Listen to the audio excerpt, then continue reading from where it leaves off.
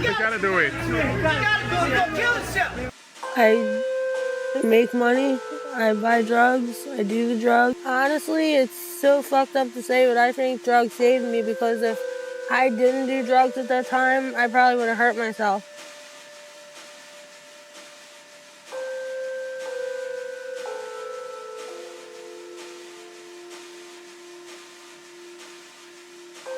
What if the story behind every tent lining the sidewalks is far heavier than it looks?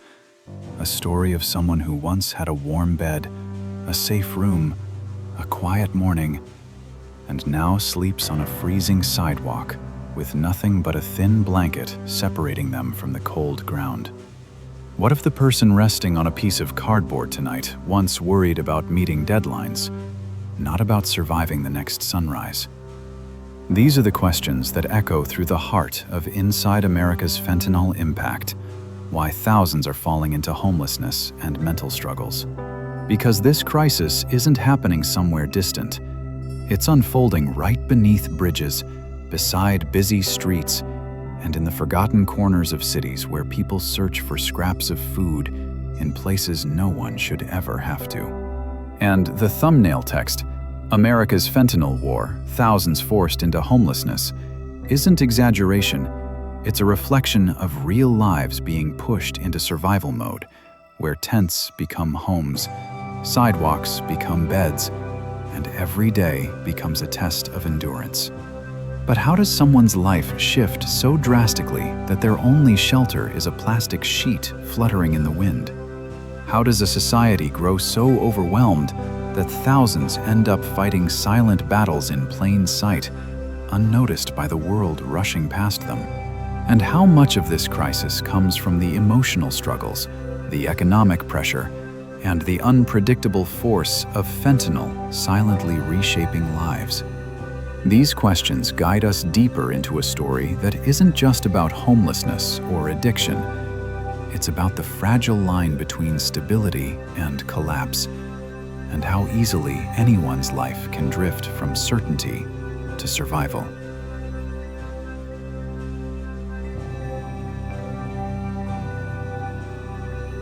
Everybody just pretty much started dying. My mom, my husband, my sister-in-law. Things just got bad, so I just decided I kind of just lost it, mentally. Decided to take a break from life.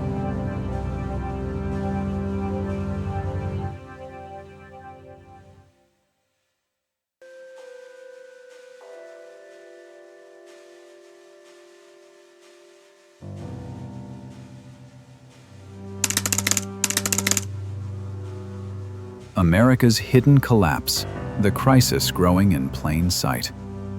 As we look across America's cities, a silent transformation is unfolding, one that creeps in slowly, almost invisibly, until entire sidewalks turn into makeshift neighborhoods, and everyday people find themselves wrestling with battles nobody prepared them for.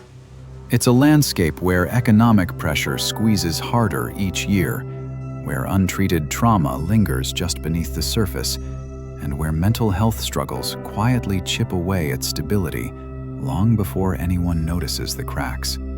You see it in the rows of tents that appear overnight, in the weary faces waiting outside shelters, in the quiet desperation of those trying to hold on to whatever dignity they can. But how did these struggles become so widespread?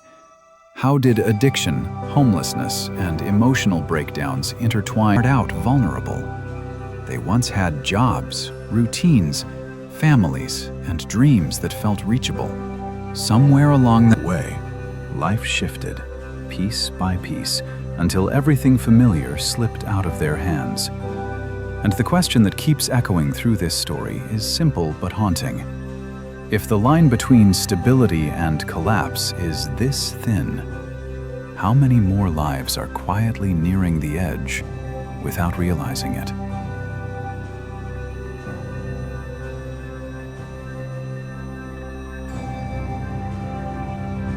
Yeah, I've been here since I was on the street since I was 29.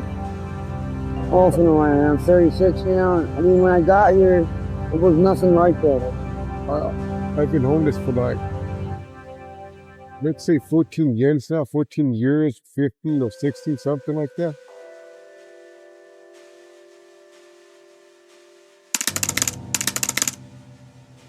The quiet slide into addiction, where it really begins. Addiction rarely begins with reckless decisions. It often begins with pain. Physical pain, emotional pain, loneliness, trauma, pressure, or simply feeling overwhelmed by the weight of life. Someone who once held everything together slowly becomes someone fighting silent inner battles no one can see. Maybe it starts with a prescribed painkiller after an injury. Maybe it begins with emotional stress that feels unbearable. Maybe it's a desperate attempt to numb memories, silence anxiety, or escape overwhelming circumstances. At first, the relief feels harmless, temporary comfort in a moment of darkness. But slowly, quietly, it becomes the only way to function. The person still works, still smiles, still talks, but inside, they're slipping further away from the version of themselves they recognize. Addiction is not about weakness. It's about wounds left untreated, needs unmet, pressures unspoken. People don't choose addiction. They drift into it, step by step, as life becomes heavier than they can carry alone. And while their world quietly unravels, the outside world rarely notices, until everything collapses at once. The tragedy is that this slide happens long before the person seeks help, long before loved ones recognize the signs, long before systems step in. And by then, escaping its grip feels nearly impossible. This vulnerability creates the perfect entry point for something far more dangerous, something that transforms an emotional struggle into a life-altering crisis. And once fentanyl enters this picture, the descent doesn't just continue. It accelerates beyond anything people ever imagined.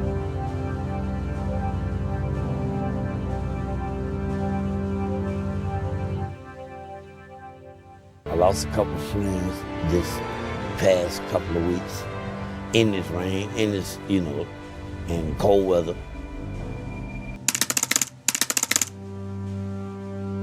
Fentanyl, the silent force reshaping America's crisis.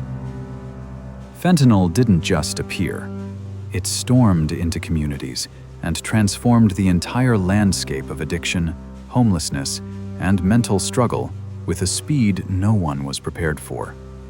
What makes fentanyl so devastating isn't just its strength, but how quietly it spreads and how quickly it becomes part of someone's life without them realizing the danger.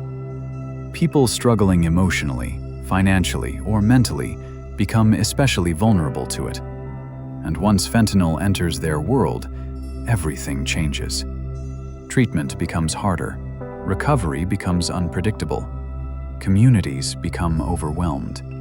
Shelters see more people in crisis. Outreach workers face challenges far beyond their capacity. Families live with constant fear. And those already experiencing homelessness, already under enormous pressure, face an even heavier burden as fentanyl circulates through survival communities. This substance doesn't just impact individuals, it reshapes entire environments. It spreads silently, unpredictably, and faster than any support system can react. The result is a crisis that feels impossible to contain, a force pushing thousands further into danger.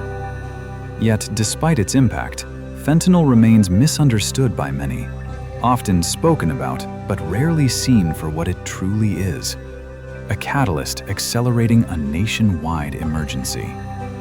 So how does life look for someone already struggling when fentanyl pushes them even closer to the edge, and sometimes past it?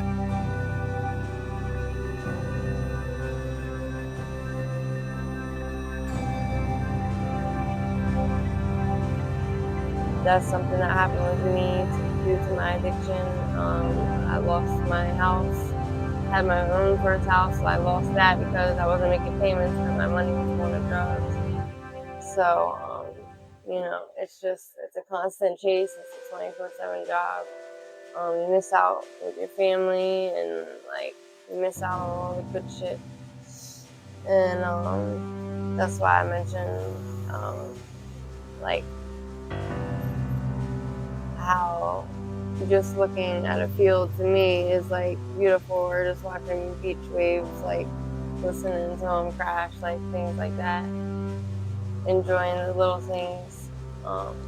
I've been robbed 3 times out here, and you know, it really like beat me down to the point where it's like that's all materialistic shit. Like you can get a new phone, you can get a new book bag. Like what's really important is your time and how you spend it, I think.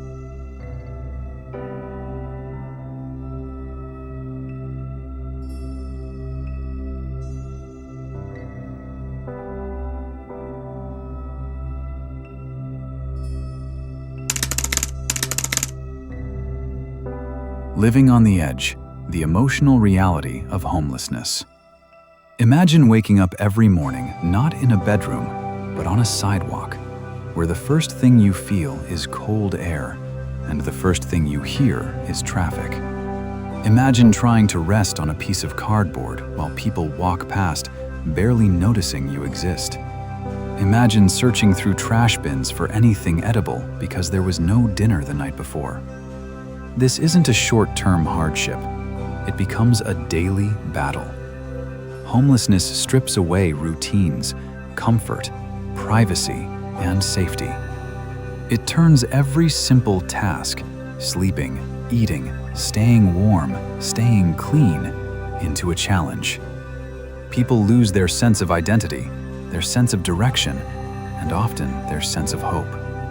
Emotional stress becomes constant. Fear of losing belongings, fear of the weather, fear of being unseen. And yet, in the middle of all this, they must keep moving, keep surviving, keep protecting whatever small pieces of themselves they still have left. This emotional exhaustion deepens mental struggles, making it harder to seek help or trust support systems. Homelessness is not just the absence of shelter. It's the presence of constant pressure. And when fentanyl weaves into this environment, survival becomes even more fragile.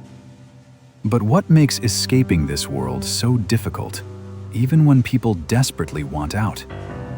A system overwhelmed when help arrives too late.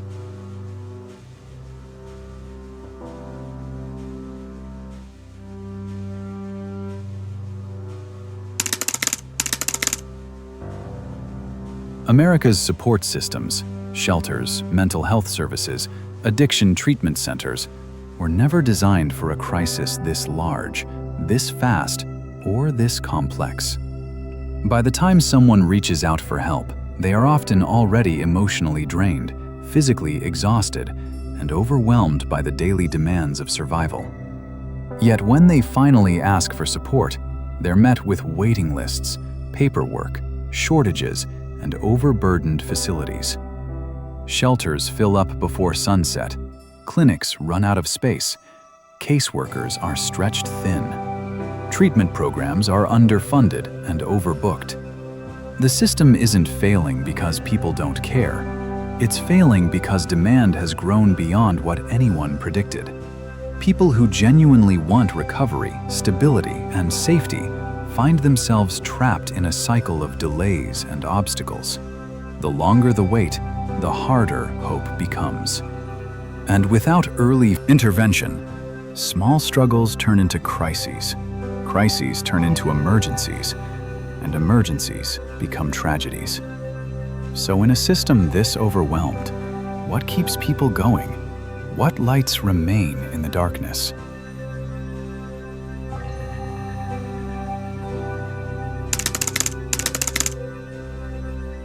The flicker of hope, resilience in the darkest places. Even in the harshest environments, shelters overflowing, streets cold, resources limited, human resilience shines. Outreach workers walk miles each day offering blankets, food, and connection. Volunteers serve warm meals to people who haven't eaten in days. Recovery groups welcome those who feel lost. Strangers donate clothes, hygiene kits, and words of encouragement. And most importantly, the people experiencing homelessness themselves show remarkable strength, rebuilding routines, seeking treatment, reconnecting with family, or simply holding on to hope despite everything around them. Each small victory matters. A warm meal, a safe bed, a supportive conversation, a moment of dignity. These flickers of humanity prove that even in darkness, people can rise. But what about the rest of us? How does this crisis ripple into our world in ways we don't even see?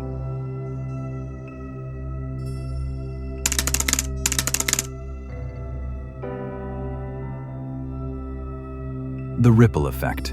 How this crisis touches everyone. Homelessness, addiction, and mental health struggles don't just affect individuals, they affect entire communities, emotionally, socially, and economically. Families break under the weight of worry. Communities feel the strain of rising costs and stretched services. Hospitals see increasing mental health emergencies. Schools notice children impacted by unstable home situations. Businesses see the impact on neighborhoods, and ordinary people live with quiet fears. Could this happen to someone I love? Could it happen to me? These struggles create a chain reaction that touches every part of society. The crisis is no longer their problem. It is a shared reality. And the longer it grows, the heavier the ripple becomes. So as the crisis expands, what question should every American be asking themselves?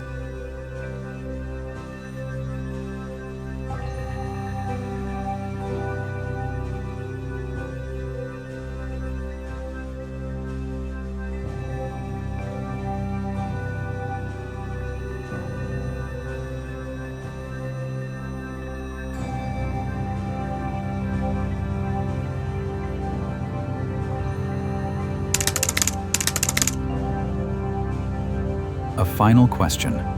How close are we to the edge? Here's the truth many avoid. The people living in tents today were not born into homelessness. Most lived normal lives before everything shifted. And if their lives could change so drastically, so quietly, so unexpectedly, then what does that say about the world we live in? This crisis isn't just about addiction or homelessness or mental health. It's about vulnerability, about how one unexpected event can alter a person's entire future. The real question is not what happened to them, but whether we understand how easily it could happen to anyone. Because until we see their story as part of our own, the crisis will keep growing faster than we can solve it. As we walk away from these streets and the countless lives shaped by struggle, one truth becomes clearer than ever. This crisis isn't distant, and it isn't someone else's story.